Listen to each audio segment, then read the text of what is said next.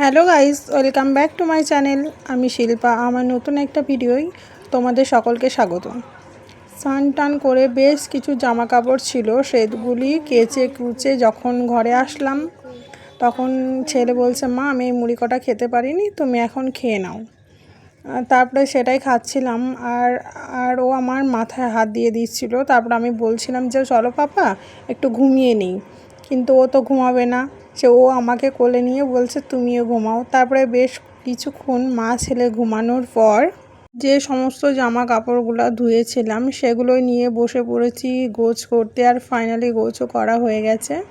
আর তারপরে বিছানার চাদরটা চেঞ্জ করে এখন ভালো করে পেতে নিচ্ছি, কারণ পরিষ্কার পরিচ্ছন্নতা ঘর বাড়ি না থাকলে যেন অগোছালো ঘর বাড়ি ভালো লাগে না। কিন্তু কি করব, ছেলে নিয়ে তো সম্ভব হয় না। আমি যতই গোছ করে রাখি আমার ছেলে ততই এদিক ওদিক করে, কিন্তু তবুও গুছিয়ে তো রাখতেই হবে। আর এখন ফাইনালি বিছানাটাও ভালো করে গোছ করে নিচ্ছি। আর এখন যেহেতু ছেলের গরমের ছুটি পড়ে গেছে, তাই এখন কাজের চাপও কিছুটা বেড়ে গেছে, কারণ আমি সারাদিন জিনিস গোছ করতেই থাকি আর আমার ছেলে সারাদিন জিনিস এদিক ওদিক করতেই থাকে। কিন্তু কিছু করার তো নেই। আর এত গরম পড়েছে এখানে, মানে বলে বোঝানো যাবে না। তবে তোমরা যেখান থেকে ভিডিওটা দেখছো কাদের ওখানে কেমন গরম বলতে পারো। আমাদের এখানে সেরকম বৃষ্টি হয়নি, তবে একদিন সন্ধ্যের দিকে হালকা একটু বৃষ্টি হয়েছিল। তোমাদের কারো আর এত গরমের মধ্যে একটু বৃষ্টি নেই, মানে ভাবাই যায় না। আর এখানে রাজস্থানে মোটামুটি গরম একটু বেশিই পড়ে। আর ছেলে স্কুল থেকে আসার পর ছেলের যে ড্রেসগুলো ধুয়ে দিয়েছিলাম সেটা তোলার জন্য আবার ছাদে চলে গেছিলাম মা ছেলে মিলে। আর যেহেতু কাচার পর জামা কাপড় কাচা কমপ্লিটের পরই ও ঘরে এসেছিল, আর তখন আমি ড্রেসগুলো ধুয়েছিলাম, তাই কটা ড্রেস আর তুলে আনা হয়নি ছাদ থেকে। আর এখন বিকালের দিকে চলে গেছিলাম ছাদে জামা কাপড় তুলতে, কিন্তু তবুও রোদের তাপ তো তোমাদের সাথে শেয়ার করলাম কতটা বেশি। আর এসে এদিকে দুধ বসিয়ে দিয়েছি আর একটু চা করে নেব। আর চা খাওয়ার জন্য এখন যেহেতু দুধ চা খাবো তাই দুধ চা খাই, তাও দুধটাও এদিকে বসিয়ে নিয়েছি। আর এদিকে দুটো দুধই ভালোভাবে ফুটতে দিয়েছি, কারণ দুধটা ভালো করে না ফুটলে আমার মনে হয় চায়ের টেস্টটা সেরকম আসে না। আর দুধটা মোটামুটি ভালোভাবে ফুটে গেলে এর মধ্যে চিনি চা দিয়ে নেব।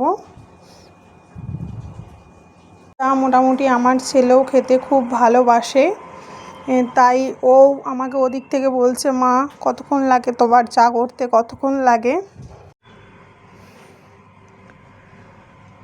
আর ফাইনালি আমি চাটা বসিয়ে দিয়েছি আর চাটার জন্য ওয়েট করছি ফোটার জন্য। আর এখন চাটা ভালো করে ফুটেও আছে। আর আমি আর আমার ছেলে দুজনেই খুব চা পছন্দ করি, কিন্তু যেহেতু বাচ্চা ছেলের বেশি চা খাওয়ানো উচিত নয়, তাই আমি সেভাবে ও থাকলে সেরকমভাবে আমি চা বানাই না। কিন্তু কিছু কিছু সময় ওই আমাকে বলে যে মা একটু চা বানাও, তবে আমি চেষ্টা করেছি ওকে চাটা না দেওয়ার। আর এখন ফাইনালি চাটা হয়েও গেছে, আর এটাই এখন কাপে ছেঁকে নিচ্ছি দুজন খাওয়ার জন্য। আর আমি 2 কাপই বানিয়েছি দুজনে খাবো বলে।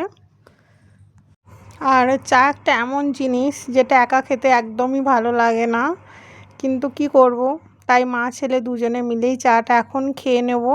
আর ছেলে টিভি দেখছে। আর চলো এখন চাটা নিয়ে যাই ওর কাছে, দেখি ও কি বলে। আর এখন ফাইনালি চাটা নিয়ে চলে এসেছি ছেলের কাছে, আর ও বসে বসে টিভি দেখছিল। আর তারপরে বিস্কুট নিয়ে দুজনে বসে পড়েছি খাওয়ার জন্য, কিন্তু ও ওদিকে খেলা করছে।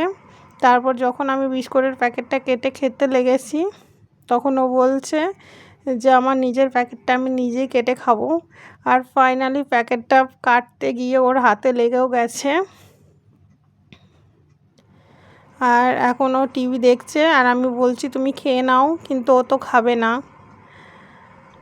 ও আমার কথা শুনবেও না। আর তারপর যখন দেখছে যে আমার খাওয়া হয়ে যাচ্ছে তখন ও বিস্কুটটা নিজেই কাটতে লেগেছে, আর এই দেখেছো হাতে লেগেও গেছে। আর এখন তাই আমি ওর বিস্কুটটা কেটে দিচ্ছি, ওর যেটুকু লেগেছে তার থেকে বেশি ও একটু নাটকও করে নিল। আর চলো এখন দুজন মিলে চাটা খাই আর টিভিটা দেখি।